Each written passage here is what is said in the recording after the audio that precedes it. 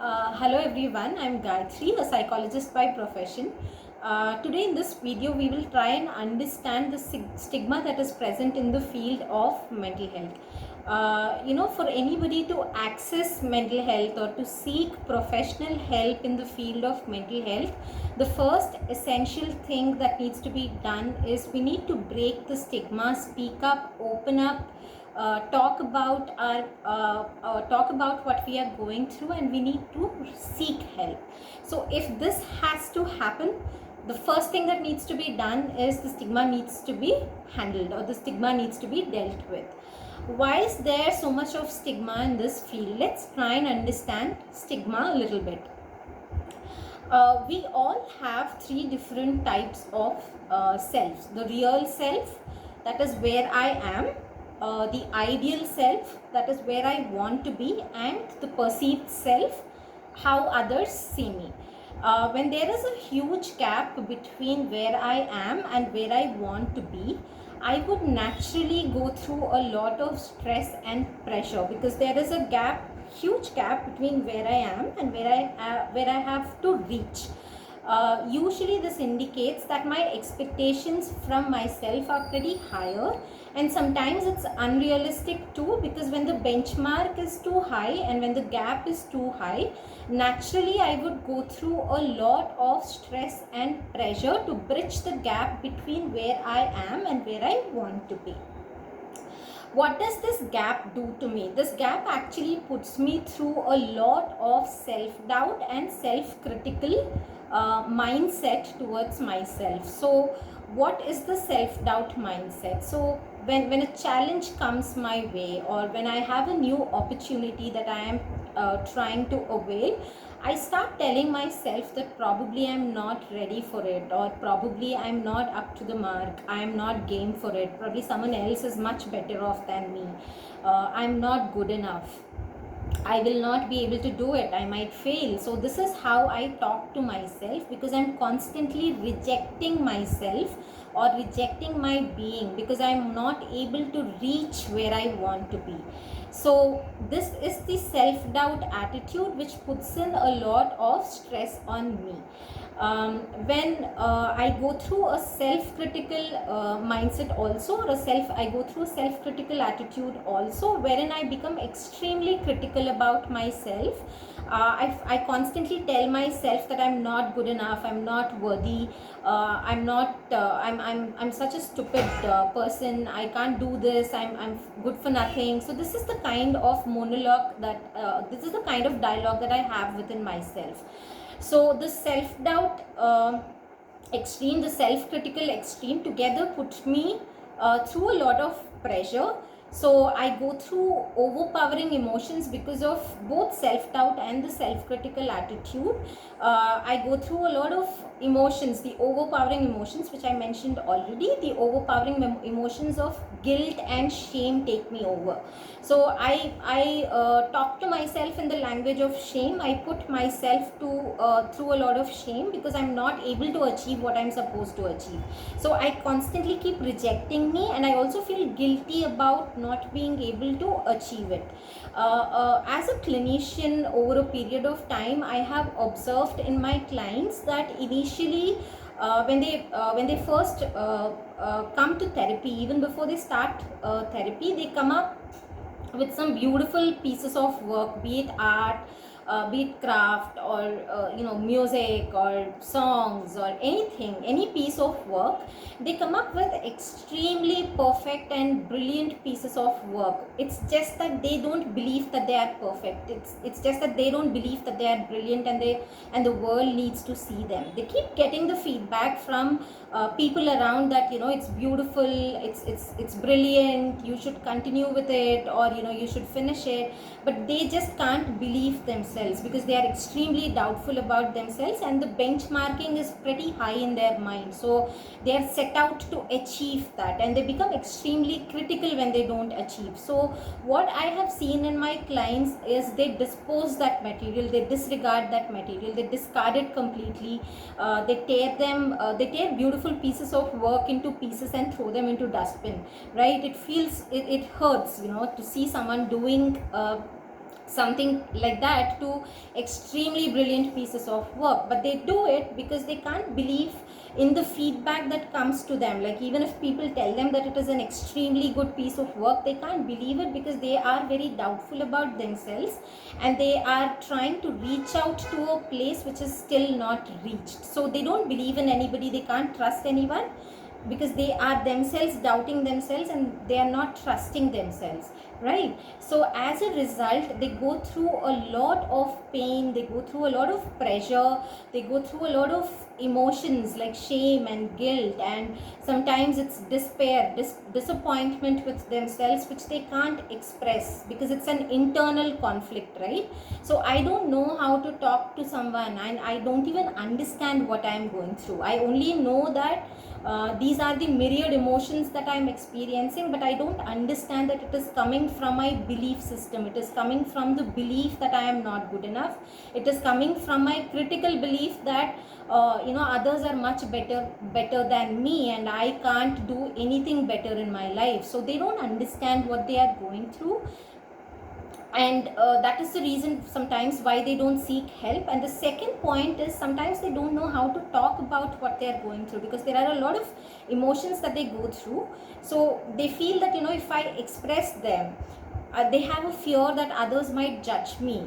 People might think I am weak, people might think that I can't handle my situation, people might think that I'm being too sensitive, I'm not able to let go. So just like the way they understand themselves, they understand the world too. So just like the way they reject themselves constantly, they feel that the world would also reject them. The world here, as in the people around them, also would reject them. So they would feel a lot of shame in asking for help or seeking help, and that is what blocks them from seeking help. Now this is stigma that is resulting from an internal factors,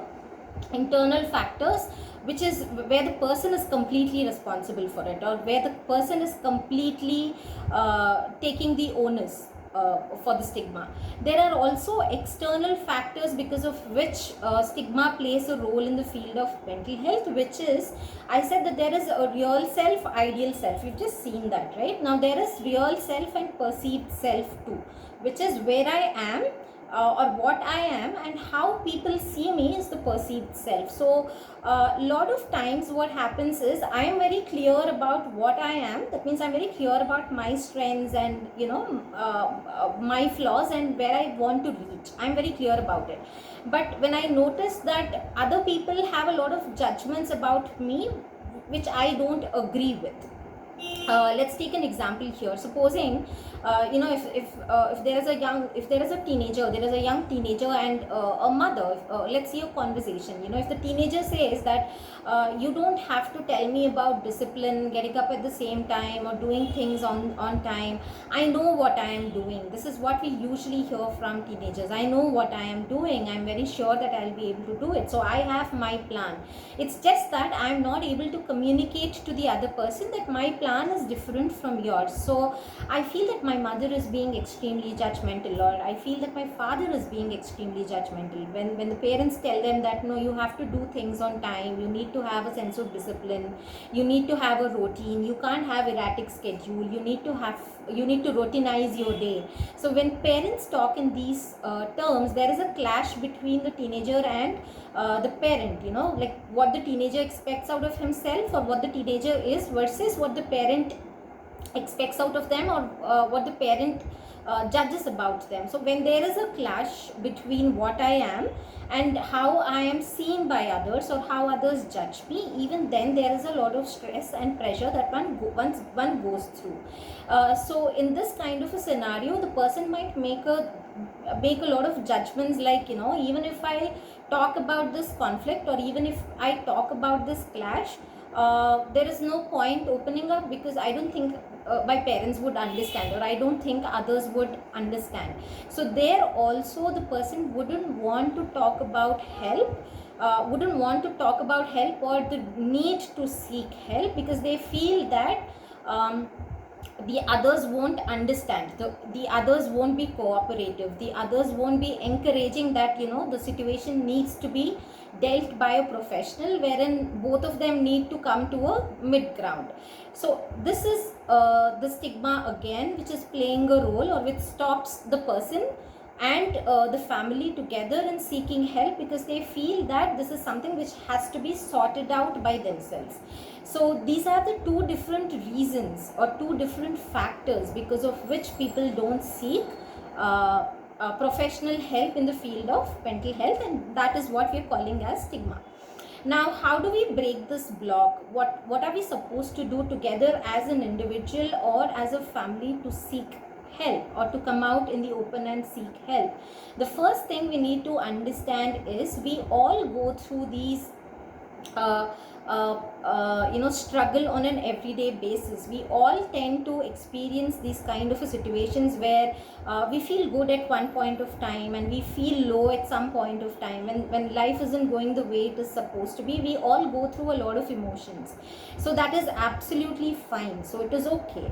But if I am continuing in this kind of a mindset for a longer period of time, where I observe the 4Ds in my behavior or the 4Ds in someone else's behavior in my family, that's when I need to understand that I need to step out and seek help. The first thing is out of the 4Ds is danger. If there are a lot of thoughts wherein I'm trying to harm myself or harm the other person, I think this is an indicator that you need to seek help.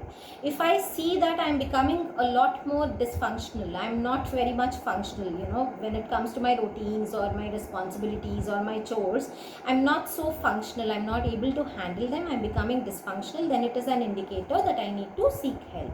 If I am deviating from my norms, all of us have several roles we play on a daily basis. So the society at large has norms for each of the role that we play, and if I see that I am deviating from the norms that are laid out in general, when I say deviating, again, it is okay to deviate at times, but if I am deviating way too much and if I am deviating often, then it is an indicator that I need to seek help. If there is a lot of distress that I am going through, I'm extremely becoming stressful, I'm not able to handle it, my routine is getting disturbed, my responsibilities are getting disturbed, overall my productivity is coming down because I'm not able to handle the distress, then again it is an indicator to seek help.